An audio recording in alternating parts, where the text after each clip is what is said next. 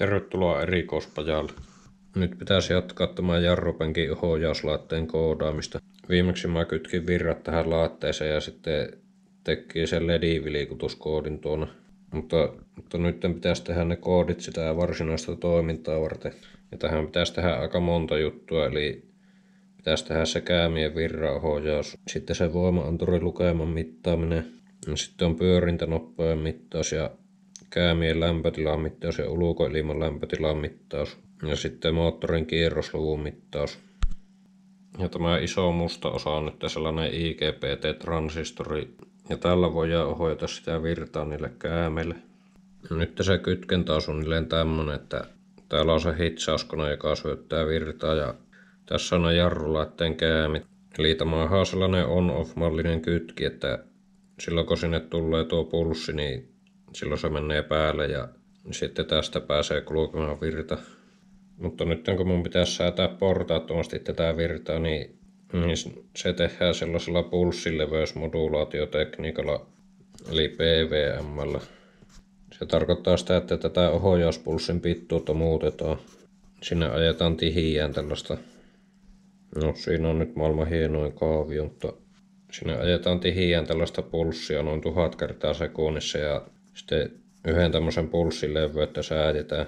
Niin silloin siinä tulee sellainen keskiarvoinen virranmuutos tässä. Ja nyt se mikrokontrolleri syöttää tätä pulssia, niin mä voin sillä koodissa vääntää, että milloin se antaa tämmöisen lyhyen pulssin ja milloin pitkä. Ja nyt mun pitäisi pulssittaa tätä coil drive-pinniä. Ja se on mulla kytketty tänne PP0 tässä mikrokontrollerissa. Eli nyt mulla on tässä tää LED-vilikutuskoodi. Ja mä koodasin tämän näillä suorilla rekisterikirjoituksilla. Mutta nyt mä vaihan tähän sellaiset ajurifunktiot, niin tää on vähän selkeämmän näköistä lukia tää koodi.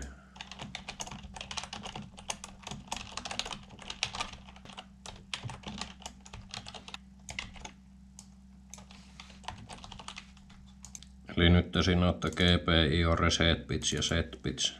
Niin tässä ei tarvi olla enää niin kauhean kuru, että tajuaa mitä tämä tekee tämä koodirivi. Ja nyt mä laitan tähän tälle, että pystyviive ja sitten GPIO pin 0, niin tämä oli se IGBT-ohjauspinni. Eli nyt sen pitäisi pulssittaa sitä IGBT samaan tahtiin mitä tuota LEDiä. Ja nyt mun pitäisi mitata tuolta, että toimiiko se. Eli tuleeko tuonne jalkaan nyt sitä pulssia. No sitä varten otetaan tämmönen sähkönörttien suosikkityökalu eli oskilloskooppi. Nyt varmaan aika moni tietääkin, että mikä tämä on. Mutta aika moni välttämättä ei tiedä. Ja tämänkin esittelyyn voisi pitää 2 tunnin luennon, mutta ei ole nyt oikein semmoiseen aikaa. Mutta tässä on 4 sisääntulokanavaa. Sitten tämä mittaa näistä jännitettä. Sitten se näyttää sen jännitteen tässä ruudulla. Ja tässä vaakatasossa kulkee aika. Eli jos tänne porttiin tulee muuttuva jännite, niin se näkyy sitten tässä, että miten se muuttuu.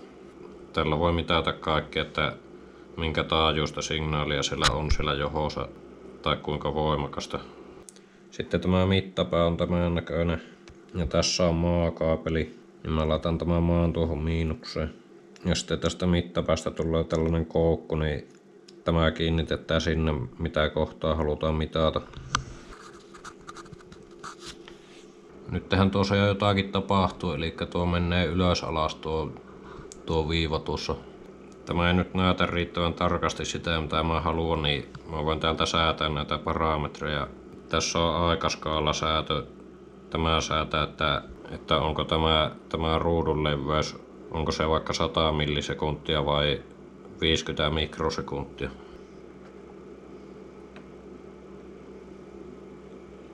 No niin, nyt se näkyy paremmin.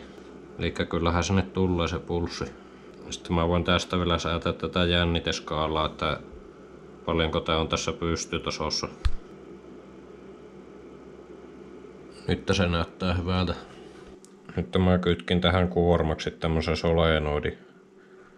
Kokeilenpa pystyykö se ajamaan tätä solenoidia.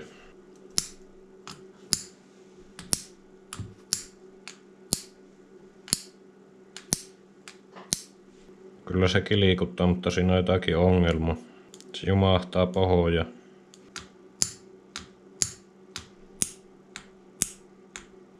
Se ongelma taitaa olla tässä solenoidissa. Se jostain syystä jumittaa välillä tonne pohjaan. Mutta piiri toimii. Joo, eli nyt se virta kulkee. Eli tämä kytkentä nyt ainakin suurin piirtein toimii. Mutta tuo signaali on nyt ihan vääränlaista sellaiseen PWM-ohjaukseen. Se on aivan liian hidasta. Nyt tähän se jarru vaan nytkyttäisi päälle ja pois tolleen. Eli nyt mun pitää tihentää tuota signaalia huomattavasti. Nyt kun mä haluan, että se signaalin taajuus on joku 2 kHz. Nyt mä lasken tästä, että sekuntia jaetaan 2000, niin silloin yksi jakso kestää 0,5 millisekuntia. Eli sen pitäisi puolen millisekunnin välein toistaa tuota päälle pois jaksoa. Joo, eli nyt mä lisäsin tämän mikrosekuntidileen tähän projektiin. Nyt kun se yksi jakso piti kestää puoli millisekuntia, niin mä laitoin tähän, että se on 250 mikrosekuntia eli 0,25 millisekuntia päällä ja sitten 0,25 millisekuntia pois päältä. Niin tämä jakson pituudeksi pitäisi tulla se puoli millisekuntia. Niin katsotaanpa tapahtuuko mitään muutosta. Eli nyt tuo LED näyttää palavan koko ajan, koska nyt se vilkkuu niin tihiä, että silmä ei enää erota, että milloin se on pois päältä. Ja täällä näkyy nyt tällaista sahalaitaa, kun nyt se on niin tihiä, että mun pitää säätää tätä aikajaksoa tässä. Ja nyt se näkyy taas oikein. Eli nyt tämän taajuus on se 2 kHz. Ja nyt se PWM eli pulssileveysmodulaatio tarkoittaa sitä, että mä sääjän tätä päälle pulssileveyttä. Ja nyt tässä on pulssisuhe 50%, koska se on yhtä kauan aikaa päällä ja yhtä kauan aikaa pois. Eli tämä nyt tarkoittaa, että siinä on puoliteholla että se antaa nyt puolet siitä maksimivirrasta. Ja nyt kun mä täältä pienennän tätä ensimmäistä aikaa, sitten mun pitää laittaa se tänne toiselle puolelle sillä, että tää summa on se 500, niin se taajuus pysyy samana. Niin, nyt täällä näyttää tältä. Eli tämä pulssi on nyt näin pieni. Nyt tuo pulssisuhe on 11%. Eli nyt siinä olisi 11% teho. Ja nyt se huomaa tuosta LEDistäkin. Tuo on nyt selvästi himmiämpi tuo LED tuolla. Jos joku on ihmetellyt, että minkä takia videokuvassa monesti väläkkyy uusien autojen LED-valot, niin se johtuu siitä, että niissä säädetään kirkkautta kans tuolla PWM:llä ja sitten se näkyy siinä kamerassa aina kun se on hetkellisesti pois päältä. Mutta nyt tämä PWM-säätö ei tulekaan onnistumaan tällä tavalla, että mä tässä fileloopissa vilikutaan sitä pinniä. Ja se johtuu siitä, että kun mun pitäisi tehdä tällä vielä liuta muitakin ominaisuuksia, niin mä joutuisin lisäämään ne tähän perään. Ja sitten niihin kuluisi aikaa ja sitten se muuttaisi tätä, että kuinka nopeasti se juoksee tämmöisen yhden loopin ja sitten tämä muuttuisi tämä PWM-taajuus tässä. Niin tähän on olemassa parempikin tapa tehdä. Eli tämä mikrokontrolleri on enemmänkin kuin pelkkä tietokone, joka osaa laskea yhteenlaskuja. Tähän on siis rakennettu monenlaisia eri ominaisuuksia ja yksi niistä on tämmöinen ajasti eli timeri. Ja tämän timerin avulla voi muun muassa generoida tuota PWM-signaalia. Tässä lukee, että tästä saa 6-kanavaisen PWM. Eli periaatteessa tällä piirin sisällä on sellainen PWM-generaattori. Ja sitten se tarvii vain yhden kerran lyödä käyntiin, niin sitten se tekee sitä PWM-signaalia ilman, että sillä koodiluupissa tarvii lukia mitään. Ja nyt mun pitäisi taas tältä manuaalista kaivella näitä rekistereitä ja selvittää, että miten mä saan sen PWM-generaattorin käyntiin. Ja sitten mä haluan tehdä tänne koodiin semmoisen uuden init-funktion, mistä se kirjoittaa ne PWM-generaattorin rekisterit ja laittaa sen päälle. Ja nyt kun tää koodi alkaa kasvamaan, niin missään nimessä ei saa lyödä kaikkia tavaroita tähän samaan tiedostoon. Ja yleensä tehdään niin, että kun halutaan tehdä joku uusi toiminnallisuus, niin sitten tehdään uusi tämmöinen C-tiedosto ja sitten sinne tiedostoon laitetaan vaan siihen uuteen juttuun liittyviä asioita. Eli nyt mä teen uuden tämmöisen source-failin tänne. Ja sitten se nimetään jotenkin kuvaavasti, eli vaikka pwmcontrol.c. Eli nyt mä haluan tehdä sen pwm-init-funktio. Ja nyt näitä funktioita ei kannata nimetä miten sattuu. Eli ei kannata nimetä tälleen epämääräisesti, että vaikka pvm-iniitti. Vaan siinä kannattaa käyttää nimeämissääntöjä. Eli mä kirjoitan ekana tähän isolla tämmöisen niin moduulin nimeä, mihin asiaan tää liittyy tää funktio. Ja se nyt liittyy tähän pvm-kontrolliin. Ja sitten isolla alkukirjaimella tähän, että init. Ja tästä on se hyöty, että sitten jos tämä ohjelma kasvaa järkyttävän suureksi ja saa satoja funktioita, niin sitten se on paljon selkeämpää lukia, kun ne ei ole nimetty epämääräisesti ne funktiot, vaan tästä nimestä jo näkee aika paljon, että mihin se liittyy. No niin, ja nyt ajaa säästämiseksi minä penkoon nämä rekisterit nyt, että mitä mun pitää laittaa. No, tässä nyt on muutama näitä. Ja sitten tässä alhaalla on 2 tämmöistä säätöarvoa, niin näillä mä voin vaikuttaa siihen PWM:n taajuuteen ja siihen pulssisuhteeseen. Ja nyt mä teen semmoisen säätöfunktion, mistä mä voin säätää sitä pulssisuhdetta.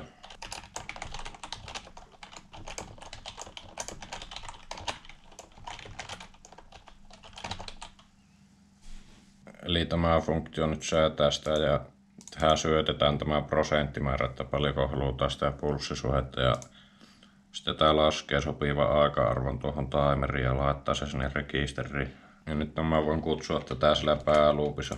Eli nyt mä voin pallauttaa tämä file-loopi sille, että se taas vilikuttaa sitä LEDiä puolen sekunnin välein. Ja sitten mä lisään tähän alakuun sen pvm-init-funktio. Ja nyt mä voin täällä kutsua sitä pulssisuhteen säätöä. Laitetaan ekana 20%. Ja sitten laitetaan tähän, että se vaihtaa 70%. Eli nyt sen pitäisi muuttaa sitä pulssisuhdetta samaan tahtiin, kun se vilikuttaa tuota LEDiä. Joo, eli täällä rupesi nyt tapahtua. Eli tossa se nyt muuttaa sitä pulssisuhdetta. Eli tämä nyt vastaa sitä, että siinä on ensin 20% tehua ja sitten on 70%.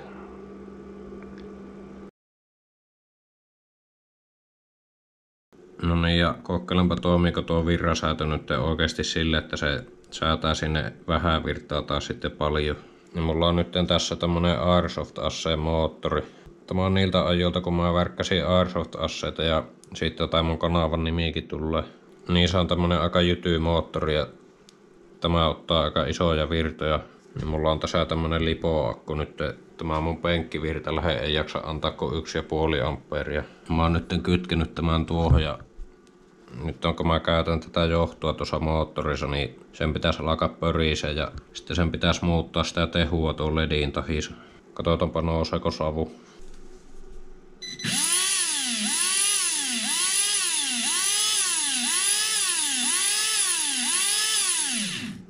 Joo, sehän kuulosti toimiva. Ja tämä ääni selvästi muuttui tuon LEDin tahissa, mutta nyt se oli vähän sille, että siitä ei erota, että olisiko se kuitenkin käynyt vaan päällä ja sitten mennyt pois päältä. Varmistetaanpa asia sille, että hiastetaan tuota taajuutta sillä, että se ehtii olla sillä pienellä teholla vähän aikaa.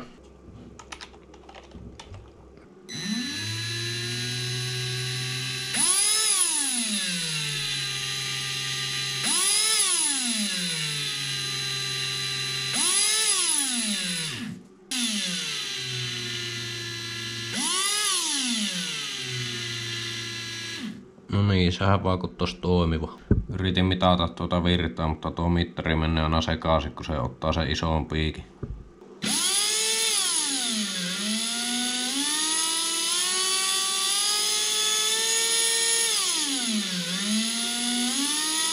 No niin, nyt siinä toimii se virranohjaus. Ja seuraavaksi mä haluaisin tehdä sen tiedonsiirron tämä mikropiiri ja tää tietokoneen välillä. Eli tämähän pitää lähettää koneelle niitä tietoja ja sitten sen pitää vastauttaa tältä koneelta komento, että milloin se käynnistetään se penkitys ja sitten jotakin kalibrointiarvoja ja säätöä sun muuta. Eli mulla on tässä tää USB-portti ja sitten tuolla on tommonen pienempi piiri, niin tämä on se USB-tulukki. Ja tässä kaaviossa tämä USB-liiti on tuossa ja sitten se tulukkipiiri tässä ja sitten siitä menee 2 linjaa tänne mikrokontrolleriin. Ja tässä on nyt sellainen sarjaliikenneväylä, tarkemmin sanottuna UART-väylä. Ja tässä on niin 2 piuhaa. Toisesta menee tietoa tänne kontrolleriin ja sitten tästä toisesta menee toiseen suuntaan sinne koneelle päin. Ja musta vähän tuntuu, että siinä menisi koko päivä, jos mä alkaisin selittää, että miten tää UART-väylä toimii. Mutta jos kiinnostaa, niin YouTubesta löytyy aika paljon videoita. Tässä on tämmönen Electronoobsin video. Niin tuota voi katsella, jos kiinnostaa tietää. Ja nyt mä voin tehdä sen taas näillä mikrokontrollerin sisärkeinetyllä ominaisuuksilla. Eli tällä sisällä on semmonen UART-moduuli, joka osaa hanskata tämän tiedonsiirron. Ja sitten mä en tarvi paljonkaan koodia, että mä voin lähettää sillä dataa tai vastaanottoa. Ja nyt mä oon lisännyt tähän koodin tämmösen UART-kirjasto. Mä oon tehnyt tämän joskus aikaisemmin. Niin mä pystyn uusia käyttämään näitä vanhoja koodeja. Ja tässä nyt on aika paljon koodia. Täällä on sitten 2 funktiota, mitä mä voin käyttää.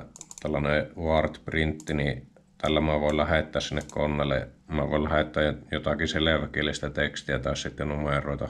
Ja sitten täällä on tämmönen UART check message, niin tällä funktiolla mä voin tarkistaa, että onko se vastaanottanut dataa sieltä koneelta. Ja kokeilenpa nyt, toimiiko se lähetys, eli mä voin laittaa tähän, että UART print jarrupenaa käynnistyy. Äätä ei pysty laittamaan. Niin ja nyt mä aukasen tästä koneelta tämmösen terminaaliohjelman, millä saa yhteyden siihen. Ja nyt kun mä painan resettiä tuolta piiriltä, niin tähän pitäisi tulla se teksti. Sieltähän tulee. Ja nyt kokeillaan, toimiko se vastaanotto. Eli mä laitan tähän file loopiin tarkistuksen, että se katsoo koko ajan, että onko sieltä koneelta tullut viestiä. If eli jos UART check message. Tämä nyt tarkoittaa sitä, että jos tämä funktio pallauttaa 1, niin silloin se menee tähän. Ja sitten lähetetään kuittaus, että saatiin se viesti. Ja sitten mä voin hakea sen viestin tälleen. Mä esittelen tähän uuden muuttuja message. Ja sitten kutsutaan UART get payload. Nyt tässä MSG-muuttujassa on se viesti, mikä sieltä koneelta tuli. Ja sitten mä voin tulostaa sen tässä takaisin sinne. Ja tähän loppuun pitää laittaa tämmönen kautta n. Tämä on rivivaihtomerkki. Eli tuolla se tekee aina uuden riviin sinne koneen näyttöön. Muuten se tulostaisi kaiken putkeen samalle riville. Eli nyt mä koitan lähettää tästä viesti sinne.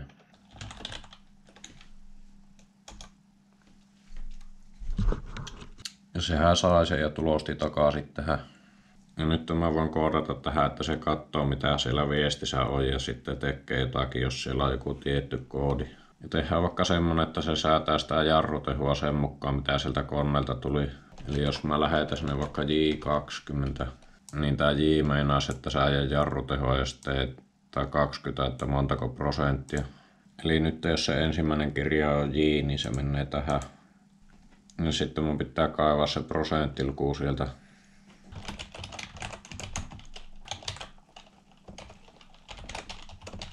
Tällä atoi-funktiolla muutetaan numeroksi tämä 2 ja 0, kun se ei muuten käsitä sitä lukuna, vaan tässä on niin kirjain 2 ja kirjain 0.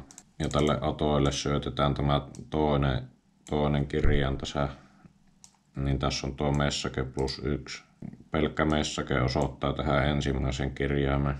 Ja sitten mä voin syöttää tämän siihen pulssisuhteen säätöfunktioon.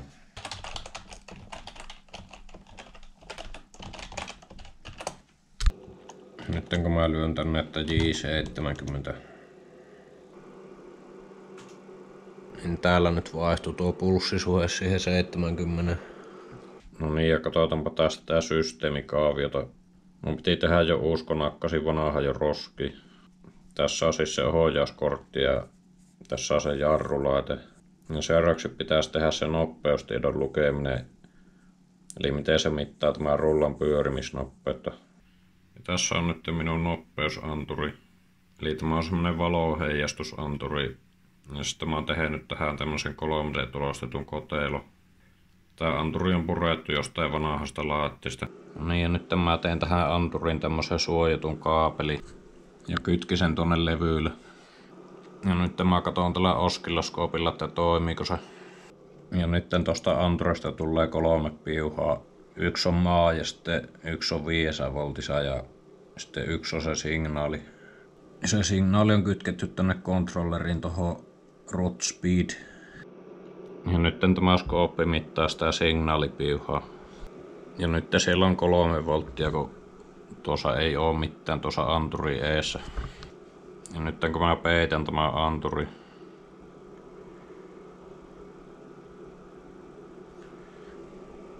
niin se vetää se alas tuo signaali.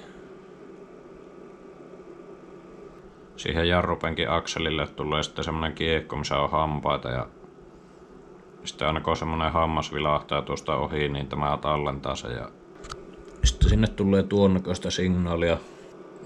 Ja sitten se kontrolleri voi mitata, että paljonko on yhden tämmöisen pulssin välissä kulunut aikaa, niin se pystyy sitten siitä laskemaan sen jarrulaitteen pyörimisnopeuden. Ja nyt mun pitää taas vääntää tänne koodisetit tuolle anturille. Mä teen taas uuden tiedoston. Tehdään speed sensor.c.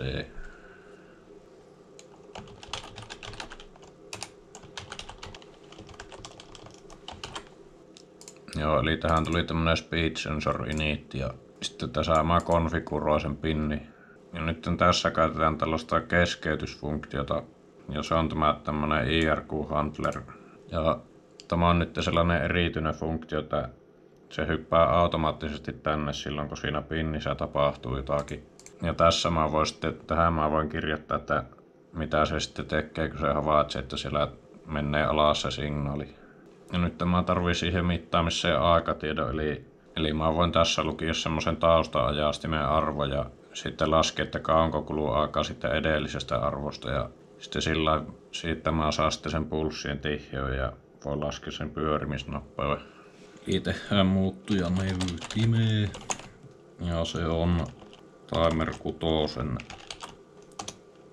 laskuriarvo. Sitten mä teen tänne kooditiedoston yläosaan globaalin muuttuja roller speed. Tämä globaali muuttuja näkyy kaikkiin funktioihin, mutta tässä vaikka tämä new time, niin se näkyy vaan tämä IRQ-handleri sisällä. Niin mä teen tästä globaalin, niin mä voin sitten käsitellä tätä muissa funktioissa.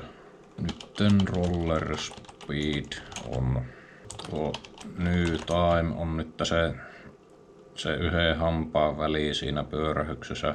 Sitten mun pitää kertoa se sillä, kuinka monta hammasta siinä kiekossa on. Ja tuossa on nyt yhden kierroksen aika. Ja sitten laitetaan 10 000 ja jaetaan. Niin tästä saadaan, että kuinka monta kertaa sekunnissa se nyt pyörähtää. Sitten kerrotaan vielä 60, niin saadaan se minuuttikierrosluku. Ja sitten vielä nollataan tuo aikalaskuri. Ja sitten mä teen funktion, millä haetaan tuo nopeustieto tästä speedsensor.c:stä. Ja sitten return roller speed. Sitten mä laitan tänne pääloopi, että se käy katsomassa sen nopeuden ja tulostaa sen.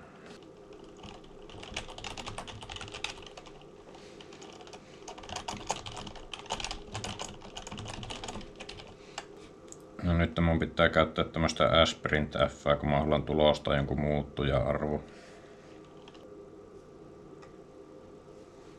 No niin, nyt sen pitäisi laskea sitä nopeutta ja tulostaa se. Joo, eli nyt se työntää tuonne tuota nopeutta.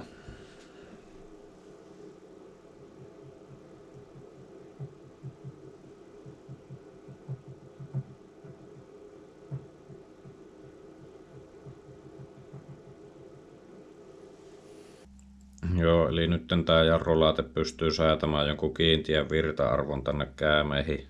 Ja sitten se pystyy mittaamaan tätä pyörimisnopeutta. Mutta nyt siinä ei varsinaisesti ole vielä sitä älykästä toimintaa, millä se säätää tätä jarruvoimaa sen mukaan, että miten se mopo kiihtyy. Eli tässä kun on tää tehokäärä, niin tässä kohti kun se mopo rupeaa vääntämään, niin se sen pitäisi lisätä automaattisesti sitä jarrutusta, että ne kierrokset ei karkaa. Niin nyt tänne pitäisi koodata semmoinen algoritmi, millä se lisää tätä jarrutusta, jos tämä kiihtyvyys kasvaa tällä rullossa.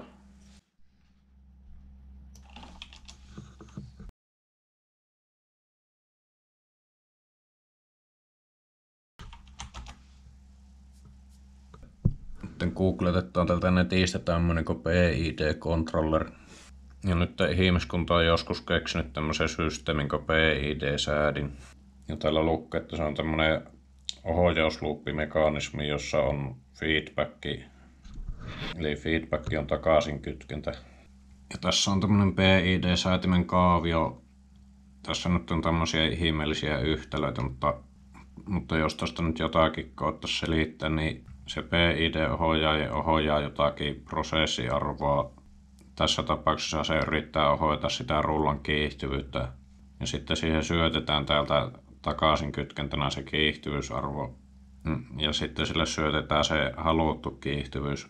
Sitten se laskee, että kuinka paljon se nykyinen kiihtyvyys heittää sitä halutusta. Ja sitten se tämmöisellä 3 kertoimella laskee siihen semmoisen korjausarvo nyt tässä tapauksessa saa se jarrutusteho, millä sitä pitää jarruttaa, että se menisi se kiihtyvyys siihen haluttuun suuntaan.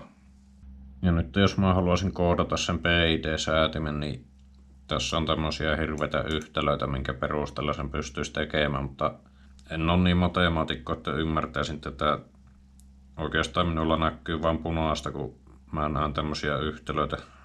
Lukiossa oli pitkästä matikasta vaan M, niin enpä minä tätä nyt olla pohtimaan. Mutta Google tekee elämän helpommaksi, niin mä voin googlata, että PIDC library.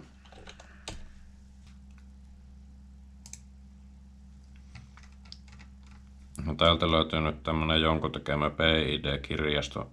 Designed to run in almost any microcontroller based on the Arduino project.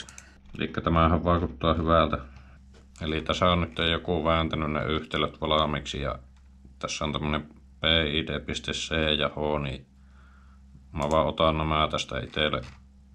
Mä vaan lisään nämä tuohon mun projektiin ja sitten tässä on ohje, että miten mä käytän mun pitää esitellä tää setpointti muuttuja, se haluttu arvo ja sitten input ja output ja sitten kutsua PID-komputia.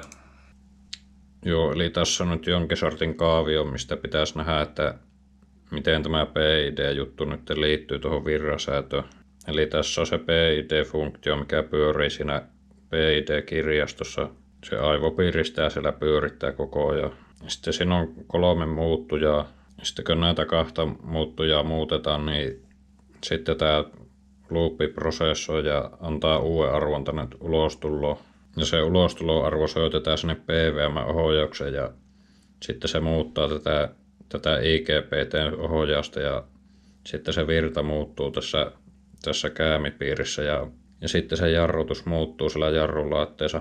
Ja nyt tämä haluttu kiihtyvyys tulee siitä, että mä vaan lasken, että kuinka nopeasti mä haluan, että ne moottorin kierrokset nousee. Jos täällä on vaikka 2000 kierrosta ja täällä on 10 000, ja sitten se penkitys kestää vaikka 5 sekuntia. Ja tästä mä saan, että montako kierrosta sekunnissa sen pitää kiihtyä se moottori. Ja sitten mä syötän sen tänne näin. Ja sitten tänne tulee sitten nopeusanturilta. Se nopeustieto se ei ole tietenkään sama kuin kiihtyvyys, mutta mä voin laskea, että miten se nopeus muuttuu ajan myötä, niin siitä saa sen kiihtyvyyden. Siis tämän rullan kiihtyvyyden. Ja sitten tämä PID-luuppi prosessoi sitä ja sitten jos tämä nykyinen kiihtyvyys on isompi kuin tämä haluttu, niin sitten se antaa enemmän hönkää tänne IGBTlle ja tämä lisää sitä jarrutusta. Ja sitten tämä taas laskee täällä tämä kiihtyvyys. Ja se yrittää pitää se samana mitä tuo haluttu kiihtyvyys. Ja mulla on nyt täällä tämmönen pre-kontrolli koodimoduuli. Niin täällä mä käytän PID-funktiota. Sitten mulla on täällä vaikka kuinka paljon koodia, missä se laskee se halutun kiihtyvyyden niistä syötetyistä arvoista. Eli mä voin syöttää se aloitus- ja lopetuskierrosluvun ja sitten se, että kauanko se penkitys kestää. Ja sitten mulla on täällä tämmönen ohjausfunktio, mikä asettaa aina sen halutun kiihtyvyyden. Siinä on 3 vaihetta siinä mittauksessa. Aluksi se mopo käy jollain X-kierrosluvulla ja nämä kierrokset halutaan alas siihen aloituskierroslukkuun, niin silloin se asettaa sen halutun kiihtyvyyden sille, että se jarruttaa kovaa se jarrupenkki, että ne kierrokset saadaan alas. Sitten seuraava vaihe on se tehonmittaus ja siinä laitetaan se haluttu kiihtyvyys siihen laskettuun arvoon. Ja sitten 3. vaiheessa ne taas lasketaan ne kierrokset, eli se jarruttaa kovasti se penkki. Tässä on tämä PID setpointti. Tämä on se halutun kiihtyvyyden arvo, niin mä vaan muutan tätä tässä loppuvaiheessa, kun se pitää pyssäyttää, niin mä laitan tuohon -50. Ja sitten täällä on tämmönen calculate breaking-funktio. Tässä se sitten syöttää ne uudet arvot sinne PID-loopiin, se nykyisen kiihtyvyyden. Ja sitten se haluttu kiihtyvyys syötettiin jo. Ja tässä se PID-loopi laskee ne hommansa. Ja sitten tähän PID-outputtiin tulee se uusi arvo, mitä käytetään siihen PVM-säätöön. Ja sitten se muuttaa sitä virran määrää siinä jarrussa. Eli tässä on nyt aika monimutkainen juttu kyseessä. En tiedä, varmaan jotkut, jotka on koodannut valmiiksi jo jonkun verran, niin saattaa jotakin tajuta, mutta kumminkin semmonen siellä on. Ja nythän mä en tiedä toimiko tämä. Periaatteessa mun pitäisi vaan sitten alkaa kokeilemaan sillä mopolla. Mutta nyt siinä on hyvin suuri riski, että se ei aluksi toimi. Siinä PID-loopissa on niitä korjauskertoimia, niin niitä kertoimia pitää säätää. Jos ne kertoimat on liian isoja, niin se sitten antaa liikaa sitä jarrua. Eli siinä tulee semmoinen overshootti. Ja sittenhän siinä tulee palaamaan älyttömästi polttoainetta, kun sitä testailla ja hirviä pärinä sillä tallissa ja naapurit valittaa JNE. Mutta nyt tämän koodarin konstit on monet, niin mä oon koodannut sellaisen simulaattorin, millä mä voin kokeilla tätä ensin. Ja testataanpa nyt sitä simulaattoria. Eli tässä on nyt tämmönen ikkuna ja sitten mä pannan starttia tuosta.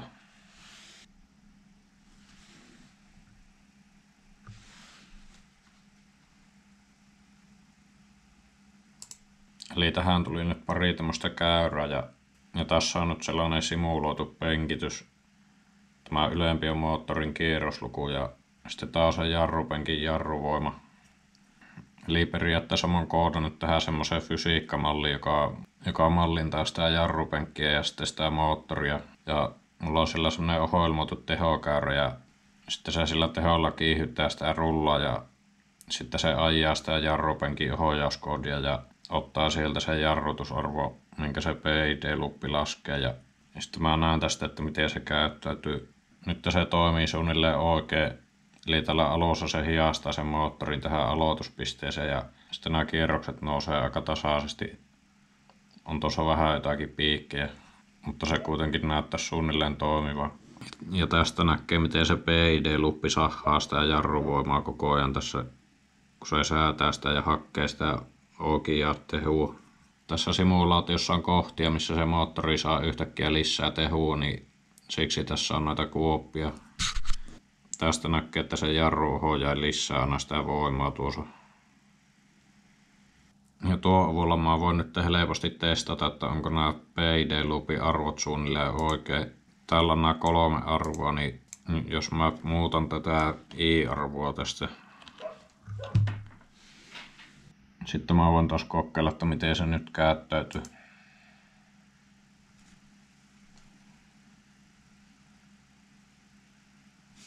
Eli nyt tässä on ongelmissa.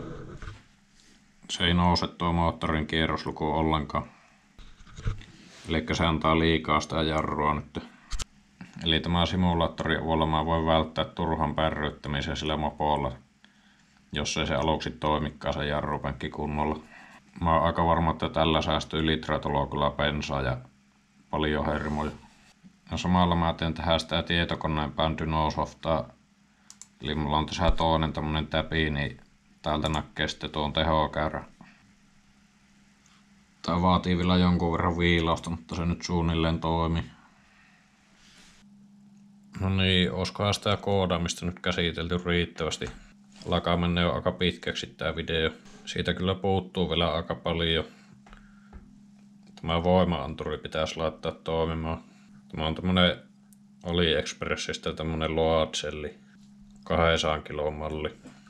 Ja sitten siihen pitäisi vielä laittaa ne lämpöanturit, mutta ehkä niistä lisää myöhemmin.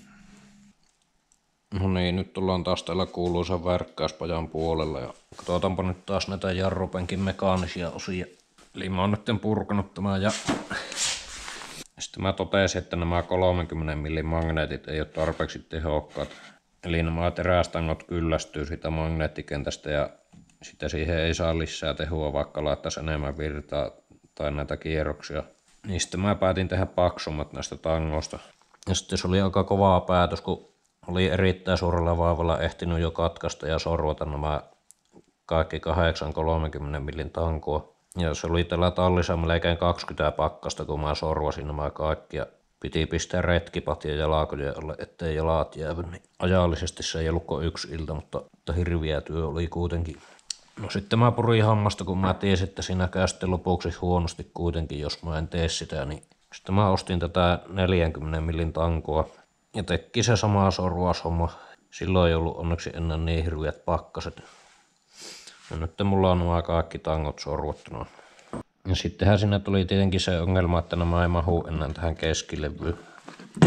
Ja sitten mä aluksi ajattelin, että mä vaan porraan näitä isommaksi näitä reikiä.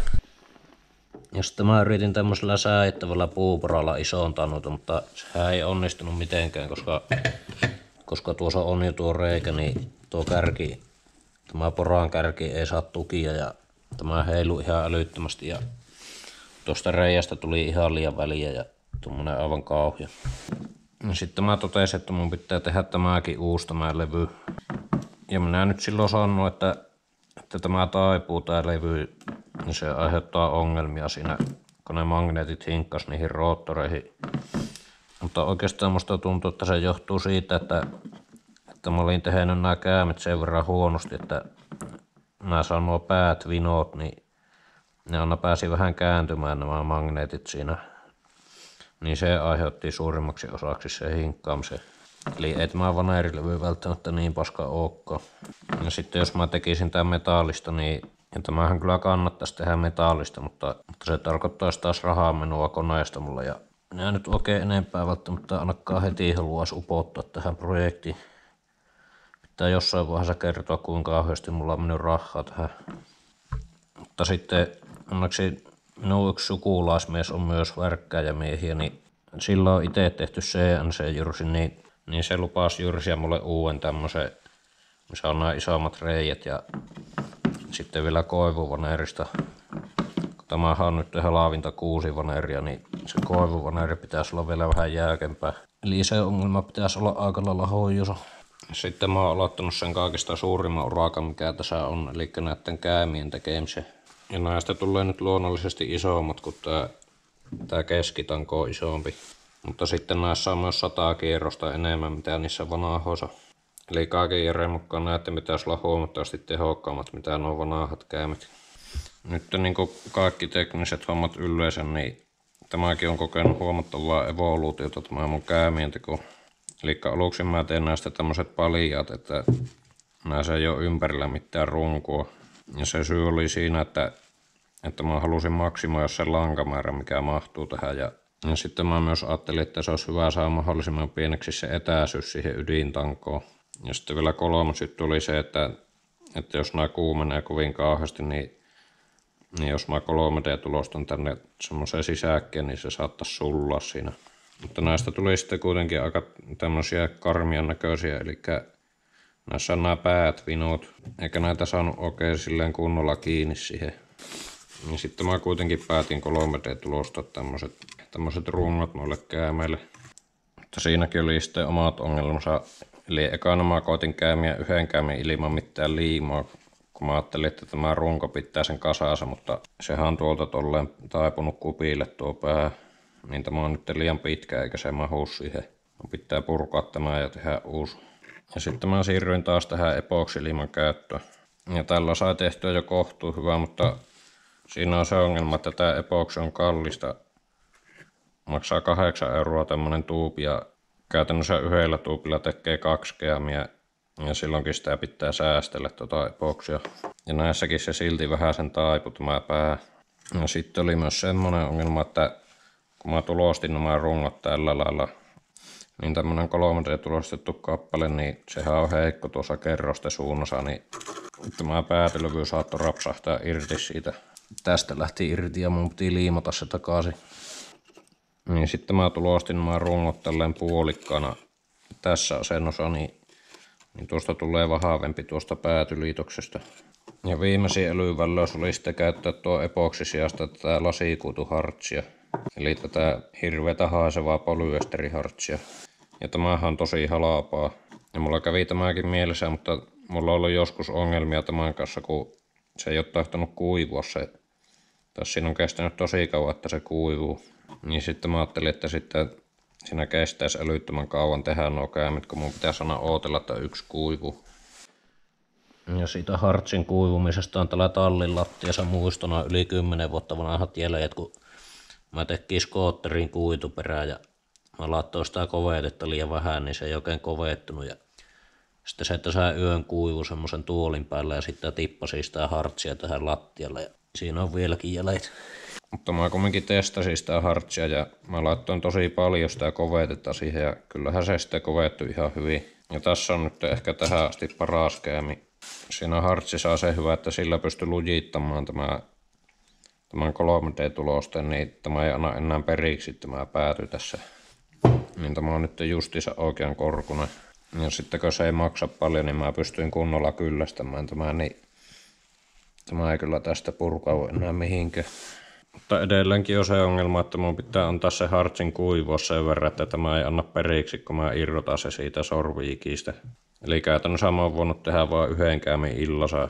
Nyt mä oon muutaman viikon aikana saanut tehtyä 4 käyttökleiposta ja 1 keleivottoman. Eli mun pitäisi tehdä vielä 8 tämmöstä. Ja mä en nyt heitä näitä vanhoja pois, kun oli vaivalla tehty ja tuo kuparki on aika kallista, niin eli siihen tulee nämä 4 pienempää käämiä ja sitten loput 12 noita isompia. Täällä on nyt 1 käämi kuivumassa.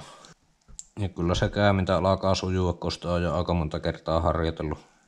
Ihan täydellisiä niistä ei saa, mutta kyllä tässäkin on melkein kaikki kierrokset vieressä, että ei siellä ole pari kohtaa, missä on kuoppia. Ja tosiaan pitihän mun ostaa lisää tätä kuparilankaa, niin mä löysin Englannista semmosen nettikaupan. Se oli joku Scientific Vire, joku semmonen kauppa. 13,5 kiloa kuparia. Maksaa aika paljon, mutta sanotaanko, että mä ostin YouTube-masseilla nämä, niin kiitoksia vaan paljon katsojille, kun ootte katsellut näitä verkkauspajan videoita. Eli mun pitäisi saada nyt nämä loput käämit tehtyä ja sitten ei olla enää kaukana voitosta. Ja nyt kun tämä projektin tahti on ollut se mikä on, niin vähän pahoin pelejä, että tässä menee ainakin helmikuuhun tai maaliskuuhun ennen kuin se on valmis, mutta kyllä se loppuu uhkaavasti häämöttä. Tämän videon editointihetkellä mä oon saanut nuo kaikki käämit valmiiksi ja oottelee sitä uutta keskilevyä. Eli paljon ei pitäisi enää puuttua. Seuraavassa jaksossa luultavasti kasataan sitä laitetta ja ei välttämättä tehdä vielä pärinätestejä, mutta jotenkin kokeillaan sitä ohjauslaitetta. Kiitoksia paljon katsomisesta ja nähdään seuraavassa videossa.